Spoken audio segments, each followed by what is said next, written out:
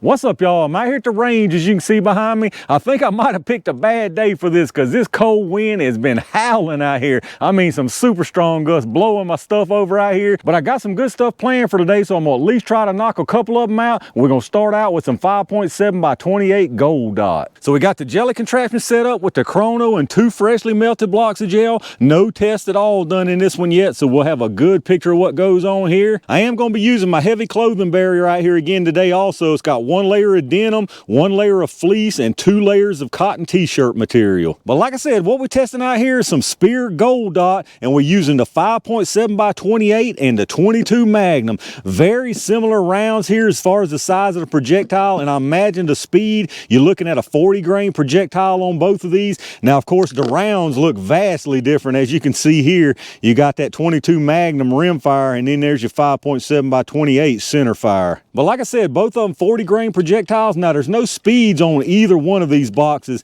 These Gold Dot Magnums are meant for a shorter barrel. I think they're formulated to perform better out of a shorter barrel. The Gold Dot 5.7 doesn't say any such a thing, but again, it doesn't have any velocity. So I'm guessing we might see a little edge in velocity in this 5.7 just because of that, but I'm very interested to find out. And now, as you can see, for this one, I'm using a couple different pistols. For my 22 mag, I'm using the Walther WMP. Now, this has got a 4.5 inch barrel. And then for the 5.7, I actually borrowed this FN 5.7 from my buddy Garrett up at Rural King. So I really appreciate him loaning me this to do this test with. Now, this one's got a 4.8 inch barrel, so just right around a 1/4 inch longer barrel in this 5.7. Now, for those of y'all wanting to see these tested out of a rifle length barrel, don't fret, because I'm going to do that test right after this one. I'm going to split it up into 2 different videos though. So if y'all do enjoy this video, reach down and hit that thumbs up button so I'll know y'all like it, so I'll get that rifle test done really quick and get it uploaded. But that's enough talking about it. Let me get this stuff set up and let's check them out.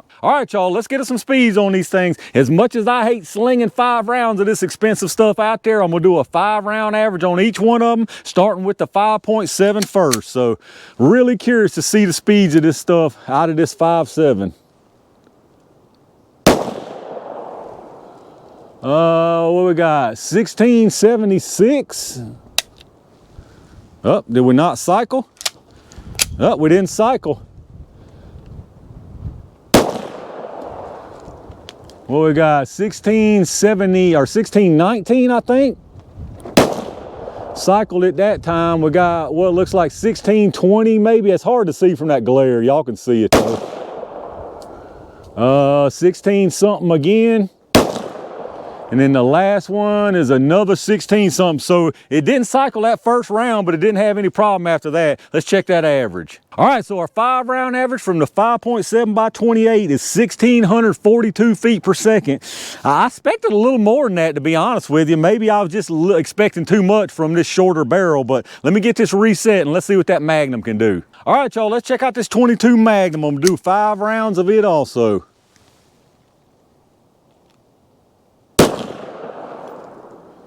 What are we, 1330? Looks like 13 something again.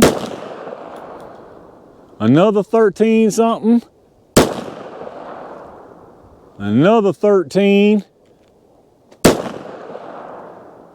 And looks like 12 something. So this was significantly slower than that 5.7. Let's check that average. All right, so our 5 round average for that 22 Magnum is 1,295 feet per second. And if y'all remember on that 5.7, it was 1642. So you talking about 347 feet per second faster from this 5.7. That's a big difference. Definitely a significant speed difference. I suspect we're gonna see a difference in the gel because of that, but maybe not. Let me get this reset and y'all know what time it is. All right, y'all, it's pay to win jelly time. I'm gonna put 1 of each round into the gel. We're gonna start with this 5.7 first. I expect this is gonna have some pretty good performance for sure, just based on the speed and based on the past performance of Gold Dot. Let's see what we get here, y'all. Whoops.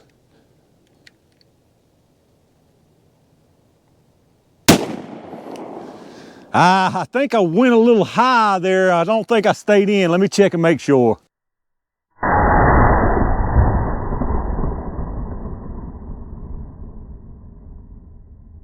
Well, I was wrong, y'all. That was actually a perfect hit right there, right in the black circle I drew with the Sharpie, so I couldn't see the hit. So I assumed it went high because it was actually hitting high. Garrett had told me that, so I adjusted it. Think I got it hitting on pretty good right now. So let's try this 22 Magnum. Now, what I will say is that's not that impressive looking. I'll show you down here in a minute. Now, it ain't bad by any means, but nothing like I thought we would see.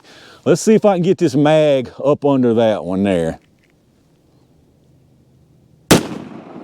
All right, I think that was another perfect one right where I drew the circle. Let me go down there and check that out.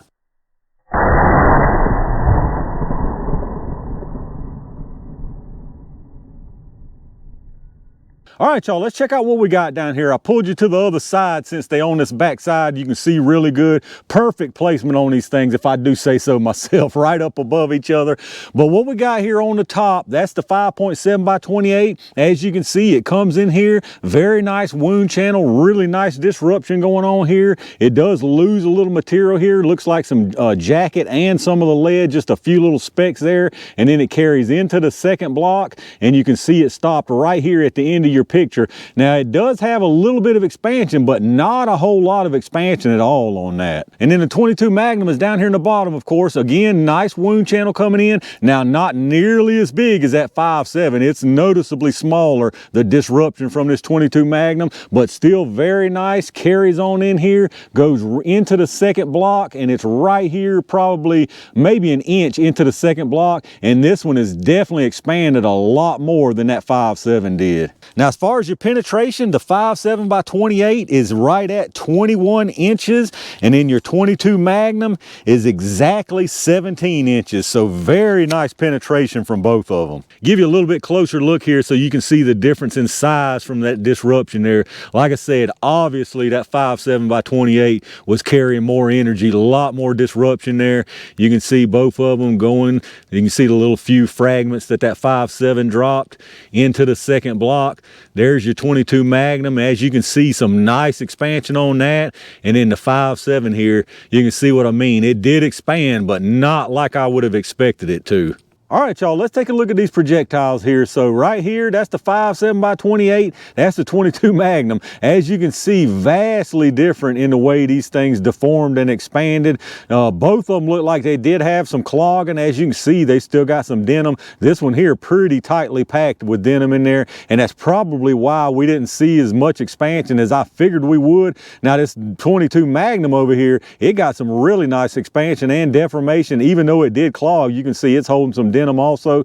All that being said, the final ending size is probably not all that different. We'll measure it here in a second, but it's probably not all that different. It's a shame this one didn't expand a little bit more though, but it obviously clogged. Now, if you look at the original projectiles here, you can see maybe why that's the case. That 5.7's got a really small opening there, and then your 22 Magnum there, you can see. So even though they're the same weight, a big difference in the construction and the design of this projectile. Well, let's check out the weights on them and see what we were left with. So both of them started at 40. The 22 Mag is 40.2.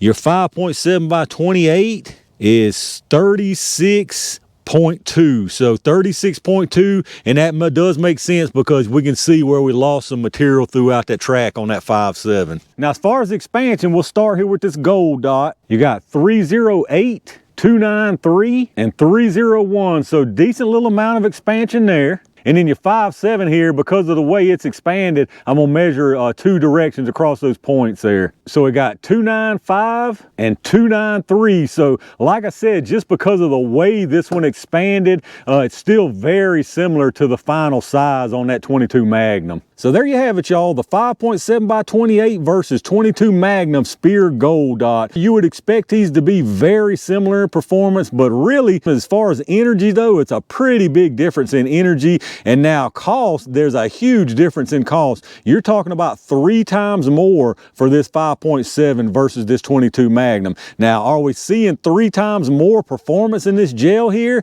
I don't know. We always talk about, you know, money is really no object when it comes to protecting yourself. And I totally agree. But if you're not getting more performance or better performance, then that, you know, that comes into question there. So I'm not saying we are or aren't here. If I had to pick, I would personally probably still go with this 5.7 just because of the extra energy, but either one I think would be adequate. Well, y'all let me know down in the comments what y'all think about these rounds. All right, y'all, I'm gonna call it right there for part 1 of the 5.7 22 Magnum Gold Dot test. Pretty interesting results on this one. I actually figured that the 22 Magnum would be closer to that 5.7 in terms of velocity, but once we saw that, I mean, it was kind of a foregone conclusion that the energy was just gonna suffer too much on that for it to be right there with that 5.7 as far as performance. Now, visually in the gel, there wasn't a whole lot of difference. There is some difference, but when you get down to the numbers, which is what matters, I think that 5.7 took it on this one. But y'all let me know what y'all's thoughts are on it. Do y'all use these gold dots, either one of them, in some kind of tools you got? What do you use them for? What do you think about them? Let me know down in the comments. Like I said, if you did enjoy this video and you want to see the next part of it with the rifles, make sure you reach down and hit that thumbs up button, subscribe to the channel, and click that bell notification icon so you don't miss it when I do upload it. Make sure y'all take a second and check out my affiliate links in the video description. If you do your shopping through Amazon anyway, hit that storefront link up. You'll go straight through Amazon like normal from there, and anything you buy anywhere on the site after that, I get a kickback from them towards the channel. Same goes for those Axle links. If you're looking for some fantastic ear pro, hit those links up down there and you can save a pile of money instead of going straight through their site. Like I always tell you, I appreciate all my Range Gang members and every single one of y'all out there for supporting the channel. I got a bunch of good stuff coming y'all's way, so make sure you stay on the lookout for it. And in the meantime, stay safe, stay prepared, and I'll see you soon.